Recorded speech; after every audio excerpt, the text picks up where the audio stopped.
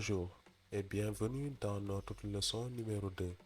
Dans cette cours, on va apprendre ensemble à utiliser les titres, les paragraphes et à insérer des images dans une page HTML. Ces éléments sont essentiels pour structurer et présenter des informations sur une page web. Dans un premier temps, on va créer un dossier, apprendre HTML.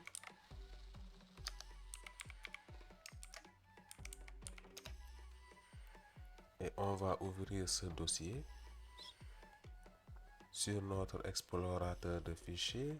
Moi, dans mon cas, je vais taper ici CMD pour essayer de l'ouvrir sur le terminal. Ensuite, je tape code espace point pour l'ouvrir sur mon éditeur préféré qui est Visual Studio Code. Dans un premier temps, on va créer le fichier HTML, créer index.html.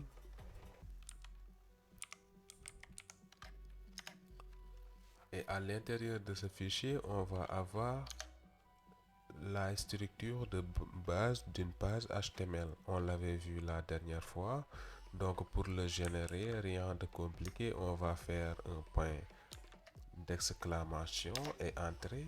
Automatiquement, nous avons notre fichier de base pour une page HTML. D'abord, on va voir les titres. Qu'est-ce qu'un titre? Les titres sont utilisés pour hiérarchiser le contenu de votre page HTML. Et HTML propose 6 niveaux de titres, allant de H1, qui est le plus important, à H6, qui est le moins important. Donc, premièrement, nous allons ouvrir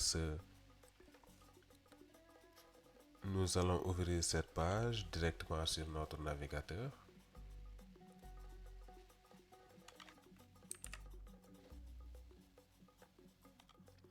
Vous voyez notre page. On va essayer de créer un premier titre, un titre H1. Donc, chevron ouvert, ensuite H1. On ferme cette chevron. Ensuite, pourquoi pas écrire titre 1, comme ça.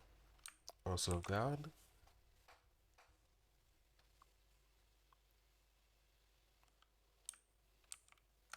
Et automatiquement, nous avons titre 1. On va essayer de créer notre deuxième titre. Donc, on va créer notre deuxième titre avec, pourquoi pas, H2. Titre 2. On va encore sauvegarder. Donc, vous voyez la différence. Notre titre notre premier titre est plus important que notre deuxième. Ensuite, on va voir un troisième titre. Par exemple, ici H3.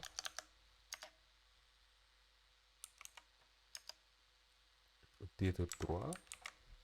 Et vous voyez, ainsi de suite, nous pouvons créer aussi un H4 avec titre 4. H5.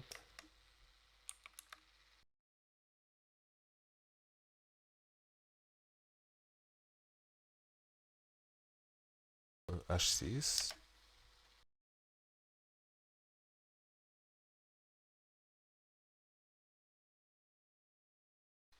Et on va prendre un exemple concret. Dans cet exemple, H1 est utilisé pour le titre principal de la page et H2 et H3 sont utilisés pour des sous-titres des différentes sections.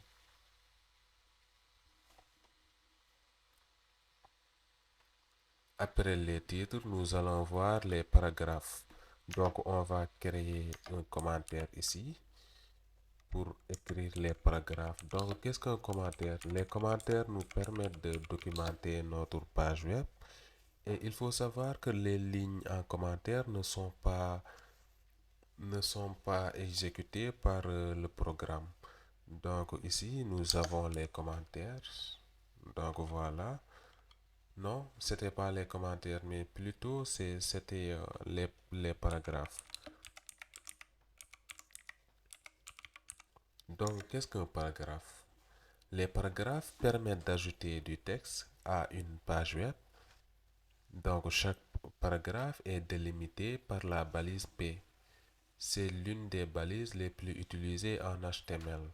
Donc, ici, nous allons faire un exemple. Par exemple, ici, on a la balise P, la balise ouvrante est là et la balise fermante est là. Et à l'intérieur de ce P, je vais écrire je suis un paragraphe. Et automatiquement, qu'est-ce que vous voyez? Je suis un paragraphe. Donc, on va essayer de copier un texte pour le mettre à l'intérieur de notre paragraphe. Par exemple, ici, on met je suis développeur et je crée des sites web modernes. Donc là, nous avons deux paragraphes. Notre premier paragraphe, c'est je suis développeur web et je crée des sites web modernes et interactifs. Notre deuxième, dans ce site, je vais vous présenter mes compétences et mes projets. Donc voici nos deux paragraphes. Ensuite, nous avons les images. Donc, il faut savoir que les images sont très utilisées parce que il est très rare de voir un site web qui n'a pas d'image. Donc, les images, pour insérer une image sur une page HTML, on utilise la balise IMG. On va le mettre en commentaire. On va utiliser la balise IMG, balise ouvrante, IMG comme ça. Donc on ferme ce chevron. Après, cette balise contient plusieurs attributs, notamment notre source SRC, donc c'est la source de l'image. En même temps, ça contient le alt. Donc, qu'est-ce que le alt? Le alt, c'est une description textuelle de l'image. Donc, cette description est affichée si l'image ne se charge pas et c'est très important. Donc, on va faire un exemple d'image. Par exemple, ici, on va ouvrir notre chevron. Ensuite, IMG. Il ne faut pas oublier que nous avons la source. La source, c'est d'où provient l'image. Donc ici, nous avons source SRC égale. Donc vous voyez. Ensuite, ici, on entre la source de l'image plus son extension. Par exemple, si la photo s'appelait fadeldev.png, on va écrire fadeldev comme ça, .png. Ensuite, nous avons l'attribut alt. Donc, qu'est-ce que fait l'attribut alt? C'est pour une description textuelle de l'image. Par exemple, ici, on peut dire photo de moi. Ensuite, on va fermer cette balise. Et il faut savoir que pour image, il n'y a pas de balise fermante. Pourquoi? Parce que c'est une balise orpheline. Et il faut savoir que aussi l'attribut alt est très important pour l'accessibilité car il permet de décrire l'image aux personnes malvoyantes ou si l'image ne se charge pas. Après ça, donc, il faut savoir que pour l'image, nous pouvons insérer une image de différentes manières. Soit l'image est sur notre dossier. Donc là, on va essayer de mettre l'image. Par exemple, ici, je vais télécharger une image sur Pixabay, comme ça. On va prendre une image au hasard. Par exemple, oui, voici une image. Je vais télécharger ça. Télécharger. Télécharger. Je prends. Si notre image est à l'intérieur de notre dossier, vous voyez oiseau.jpg. Donc l'extension de cette image c'est du JPEG. Donc ici, sur notre source, on va mettre le nom de l'image plus son extension. Pourquoi pas oiseau.jpg. JPEG comme ça. C'est bon, vous voyez, ça nous suggère ça. Ensuite, on va aller sur notre page. Je vais sauvegarder et automatiquement, nous avons l'image. Donc, on l'utilise de cette manière pour insérer une image. Mais il faut savoir que si l'image était dans un sous-dossier, par exemple, qui s'appelle asset, il fallait mettre un slash comme ça, mettre asset et un slash, le nom de l'image.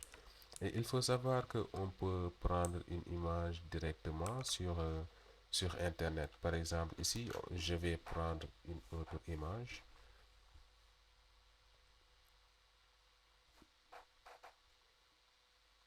Pourquoi pas cette image-là? Jeune méditation.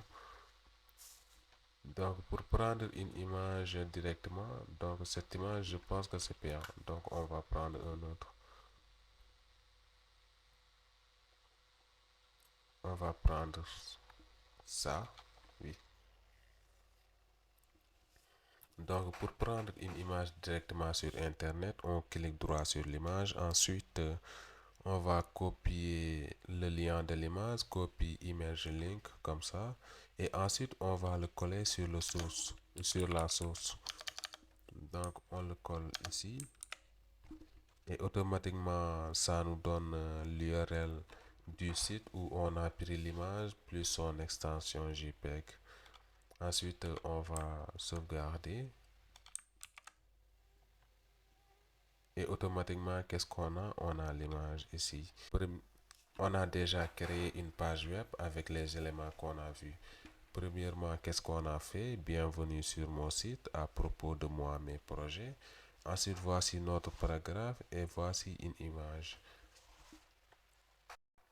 Pour l'exercice pratique, objectif, créer une page web simple avec un titre, deux paragraphes et une image. Étape, créer un fichier HTML. Ajouter un titre principal avec H1, un paragraphe P pour présenter votre site et une image avec IMG, avec la balise IMG. Ouvrez ce fichier dans votre navigateur pour voir le résultat. Dans cette leçon, vous avez appris à structurer une page HTML avec des titres pour organiser le contenu, des paragraphes pour ajuster du texte et des images pour illustrer vos informations. Ces trois éléments de page constituent la fondation d'une page web. Prochaine étape. Dans la prochaine leçon, vous allez apprendre à créer des liens pour naviguer entre les pages et des listes pour organiser des informations de manière ordonnée.